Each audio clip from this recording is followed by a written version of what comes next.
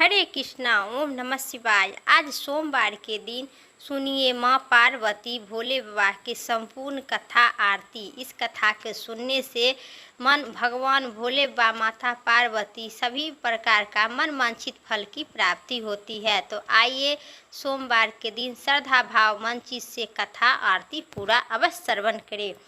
ज्वालापुर नगर में एक बहुत धनीवान साहूकार रहता था। उनके घर में धन के कोई कमी नहीं था।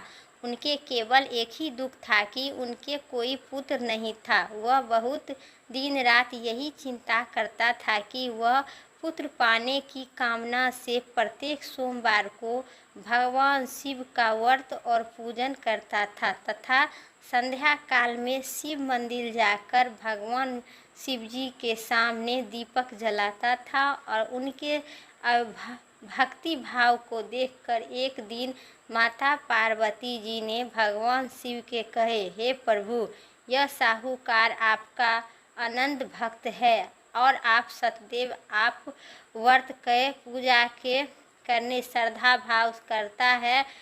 आप इसको सभी प्रकार को मनोकामना आप पूरी करते हैं।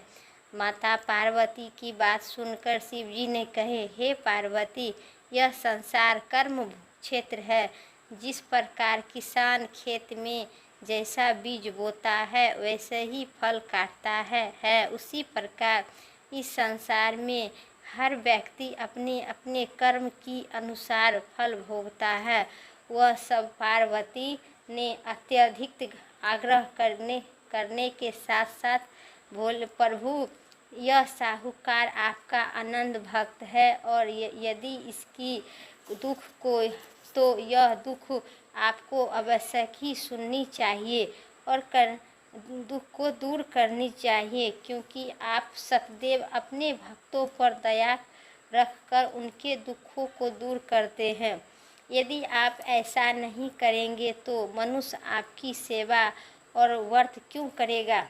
माता पार्वती की ऐसा आग्रह देखकर भगवान शिव ने कहे, हे पार्वती, इस साहूकार के कोई पुत्र नहीं है, इसी चिंता में यह दुखी रहता है। इसके भाग में पुत्र न होने के है पर भी मैं इसे पुत्र की प्राप्ति का वर देता हूँ, पर इस पुत्र की आयु केवल 12 वर्ष तक ही रहेगा। इसके पश्चात इस पुत्र ने मृत्यु के प्राप्त हो जाएगा। इसके लिए इससे अधिक मैं और कुछ नहीं कर सकता हूँ। यह सारा वार्तालाप साहूकार सुन रहा था। इससे उसे न तो कोई प्रसन्नता हुई और न कोई दुख हुआ। वह पहले की तरह भगवान शिव जी व्रत करता था, पूजन करता था। कुछ समय बीतने पर साहूकार की स्त्री गर्भवती हुई। वे 10वें महीने में उसे एक अति सुंदर पुत्र का प्राप्ति हुई। साहूकार के घर में बहुत सी खुशी मनाई गई, लेकिन साहूकार ने धन तथा ब्राह्मणों को दान दिया और वस्त्र और दान किया। उनके किसी को पुत्र की आयु का भेद नहीं बताया। जब वह बालक 11 वर्ष का हो गया तो उसे बालक की माता ने साहूकार से बोला, ये विवाह इत्यादि के आग्रह किए, लेकिन साहूकार ने कहा कि अभी इसका विवाह नहीं करूँगी, इसके पढ़ने के लिए काशीपुर भेज दूँगा। फिर साहूकार ने अपने साले अथवा मामा, बालक के मामा को बुलाकर और उसने बहुत सा धन देकर कहा, तुम इस बालक को पढ़ने के लिए काशीपुर ले जाओ और रास्ते में जिस स्थान पर रुको वहाँ यज्ञ तथा ब्राह्मणों को भोजन करवाने के बाद आगे जाना। वे दोनों मामा भांजे यज्ञ करते और ब्राह्मणों को भोजन करवाते हुए जा रहे थे। रास्ते में प्रतापगढ़ नामक एक शहर पड़ा। उस शहर में राजा की पुत्री का विवाह था, इसीलिए शहर की अच्छी तरह से सजाया गया था। दूसरे राजा के लड़का जो राजकुमारी से विवाह शहर के अच्छी तरह सजाई गई थी और इसके लिए बारात लेकर आया था। वह एक आँख से कना था।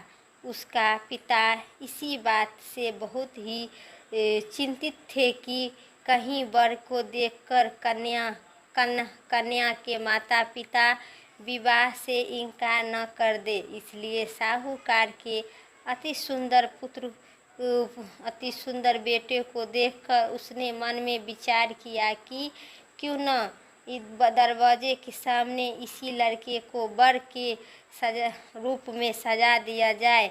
ऐसा विचार करके वर के पिता ने उस लड़के और उसके मामे से बात की तो वे दोनों तैयार हो गए।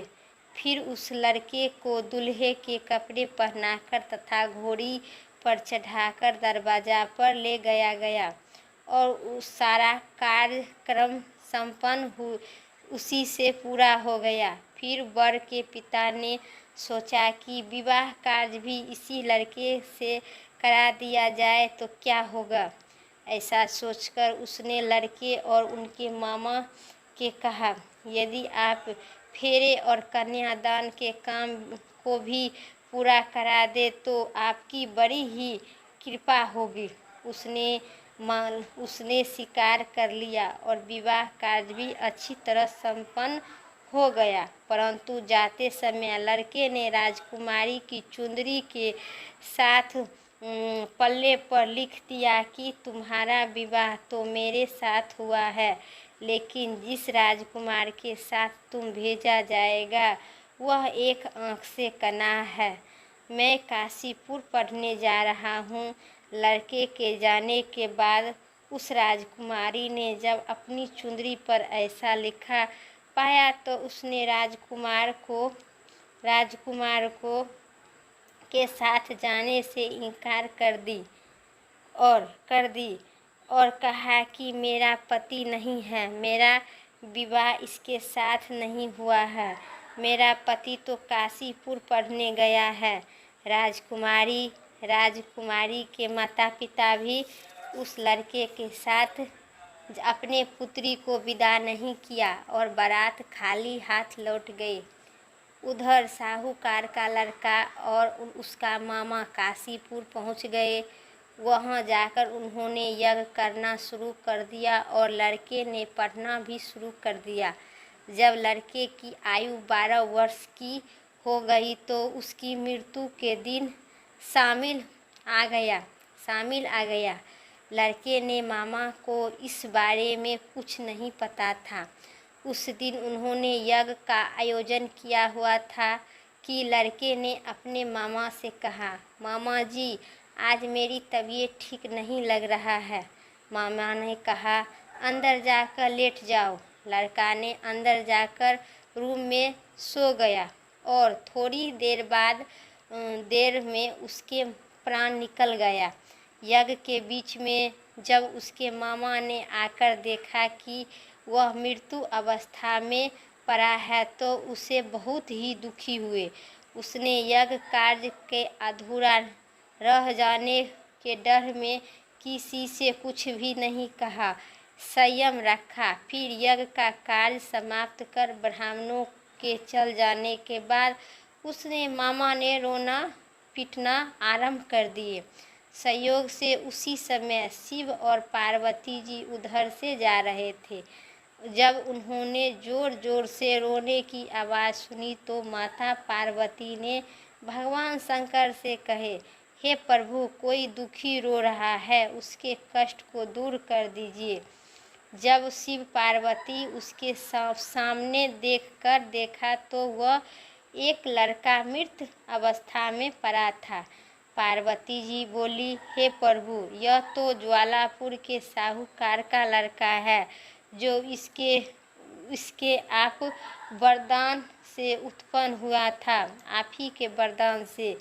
और शिव जी ने बोले, हे पार्वती, इसकी आयु इतना ही थी, आयु पूरी हो जाने के कारण यह मर गया है। तब पार्वती जी ने कहा, हे प्रभु, आप इस बालक को आयु बढ़ा दीजिए, नहीं तो इसके माता पिता तड़प कर मर जाएंगे।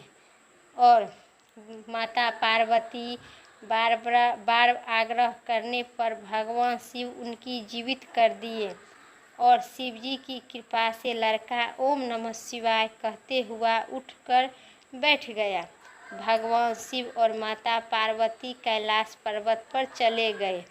तब वह लड़का और उसका मामा उसी प्रकार यज्ञ करते तथा ब्राह्मणों को भोजन करवाते हुए अपने घर ओर आए। रास्ते में प्रताप नगर पहुँचे और वहाँ पर आकर उन्होंने यज्ञ आरंभ किया। तब जब वहाँ से राजा उधर से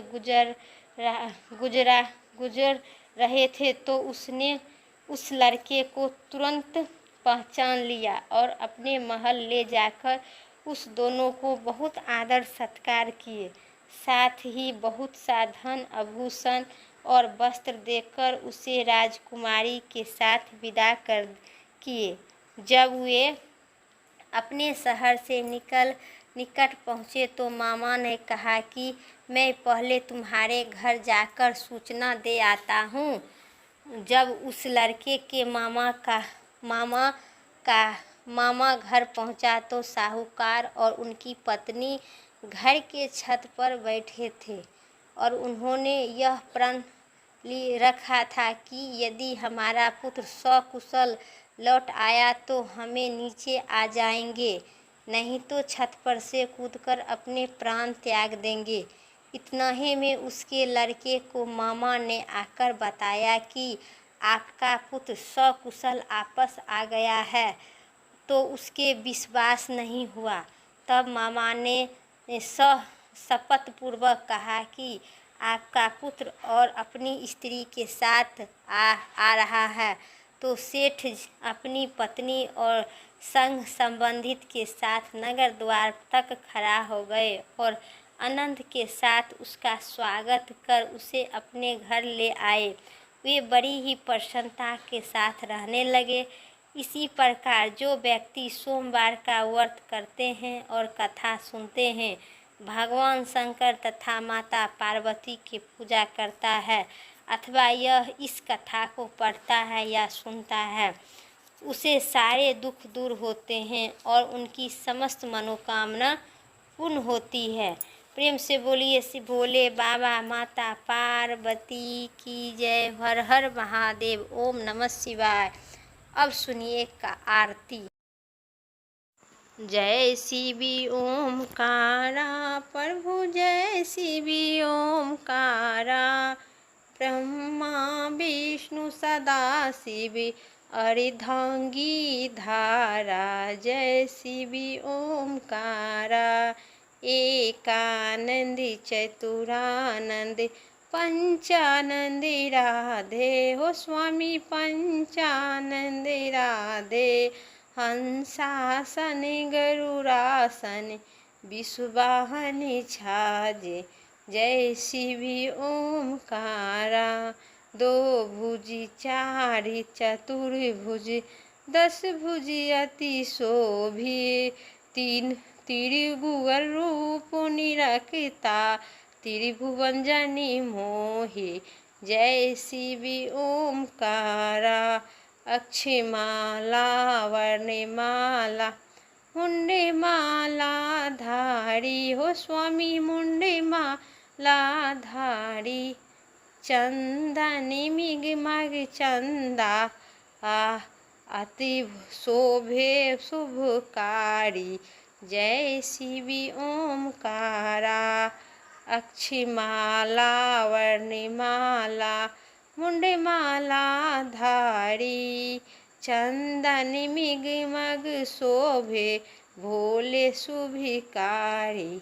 जय शिवी ओमकारा स्वत्यांबरी पीताम्बरी बाघंबरी अंगे हो बाबा बाघंबरी अंगे। सनिकाधिक ब्रह्माधिक भूताधिक संगे। जय शिवी ओमकारा करिके माधि कमंडल चक्र त्रिशूली धरिता। जग करिता जग भरता जग सहा करता। जय शिव ओमकारा ब्रह्म विष्णु सदा शिव जानत अभिवेखा वर्णाक्षर में शोभित ये तीनों एका। जय शिव ओमकारा। त्रिभुवन स्वामी शिव जी की आरती जो कोई नैरी गावे कहते शिवानंद स्वामी मन वांछित फल पावे।